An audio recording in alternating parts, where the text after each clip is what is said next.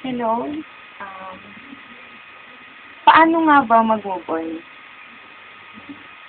Akala ko noon, naranasan ko na yung pinakamasakit sa pakikipagrelasyon.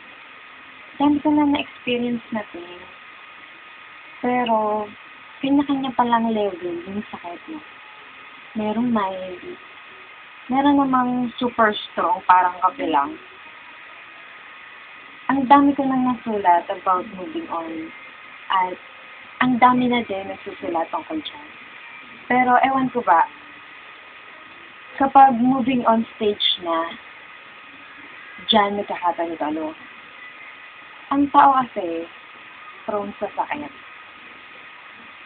Um, Lalo na kung lampa ito. Idagdag mo na kung sensitive kapag nasaktan, syempre umaaral.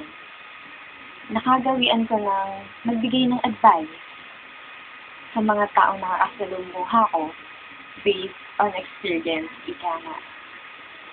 Pero yung ibang advice ko, galing lang sa utak ko. Kasi di ko pa na-experience eh. Tama sila. Parang ang dali lang sabihin. Pero kapag ikaw na yung nandun sa sitwasyon, mahirap nga pala talaga. Paano nga ba mag-move on? Meron bang maling pag-ibig? Alam ko, lahat ng pag-ibig maganda. Masarap, pero na lang kung mali talaga. Kailan ba nasasabing mali ang isang pag-ibig? Kapag umiibig ka na, meron maaaring sasaktan.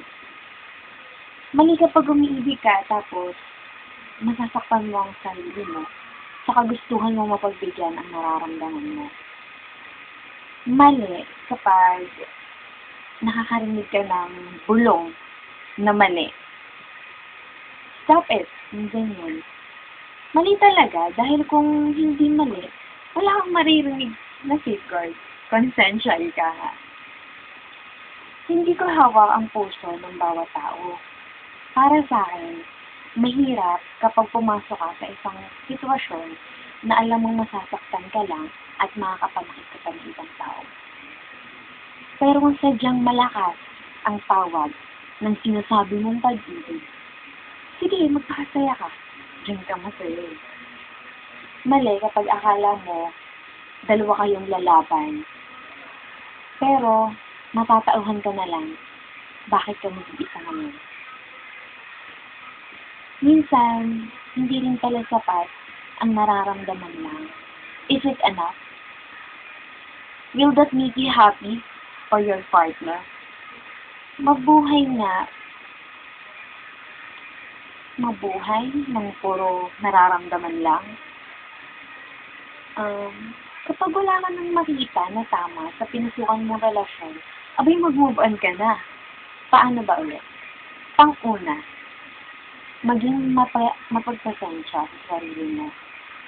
Okay lang magwala, magalit. Okay lang umiyak. Natural, nasaktan ka kaya ka nagkakaganyan. Hindi naman kaagad-agad isang iglap lang ay nawawala na agad yung feelings mo, di ba? Nasa isang iglap lang magdi-disappear agad ang heartache. Yan si heartache. Matindi kung kumapit yan. Minsan, kahit nililibang mo na sarili mo, bigla yan papasok para palungkotin ka. It takes time, sabi nga. Okay lang yan. Hindi ikaw si Superman na kapag nasugatan, ay gagaling agad. Unti-unti yan. Pero, ipaalala mo palagi sa sarili mo na makakamuban ka din. Pangalawa, maging matatag at stay positive. Sakit-sakitan fever. Natural lang masaktan kapag yung pag-ibig na binuhos mo ng sobra, hindi mo na ulit makukuha sa kanya. Yung mga pinagsamahan mo, ay mabubura na. Okay lang masaktan, pero huwag kang aarte na ikaw lang ang biktima. Siyempre, may mga taong umi-effort talaga para mag-work out ang relasyon. Pero sa wala din pala mapupunta, ang sakit, di ba? Pero, that's life. instead of acting like a victim, kailangan maging strong tayo. Stay positive, ika nga. Pangatlo, humanap ka ng kausap. Alam ko, masakit ang pinagdadaanan mo. Pero, kung sinasarili mo lahat ng yan, nako, may posibilidad na mabaliw ka. Tawagin mo si friendship. Mahirap mag-isa, kaya wag mong paikutin ang mundo sa isang tao. Dahil kapag ito ay nawala, disaster ang labas mo. Makipagkaibigan ka sa mga taong totoo. Pwede mo mapagsabihan ng nararamdaman mo. Pwede mo rin ito isulat sa papel dahil nakakapagtanggal stress din naman yun. At pang-apat, open your eyes. Minsan, masarap lumabas tapos mag-observe ng iba't ibang tao. Maghanap ka ng mga nakakalibang na bagay. May kanya-kanyang problema. Magugulat ka na lang. May mas mabigat palang problema kesa sa'yo. Pero, she can take it lightly.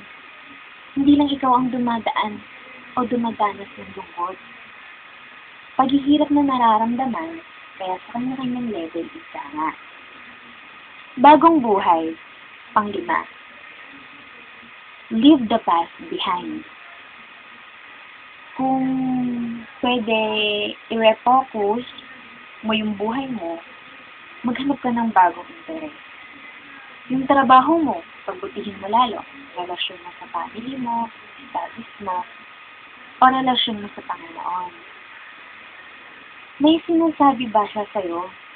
Ano ba ang binibulong sa'yo?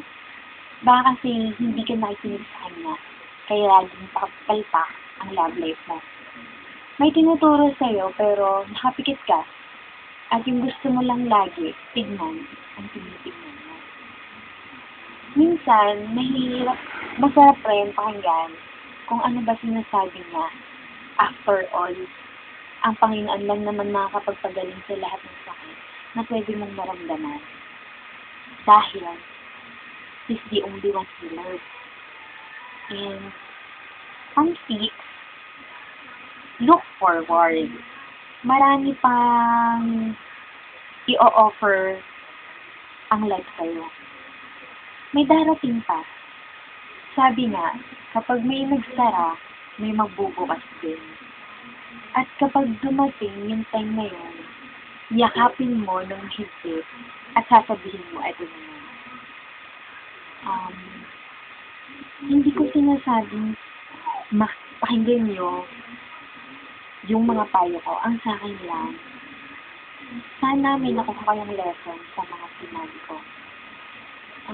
Life goes on, ika nga, ni Tupac. Kaya, huwag kayong nagsusuko. Lahat tayo nasasaktan. Lahat tayo umiiyak. Lahat tayo nagmamahal. And pag nagmahal tayo, tanggapin natin yung consequence na ito. Handa na akong magmahal, handa na akong sumaya, at handa akong sa huli, nasasaktan lang ulit ako. Life goes on. Ganyan lang ng ganyan. Life is a cycle. Ika nga. Yun lang. Thanks for watching.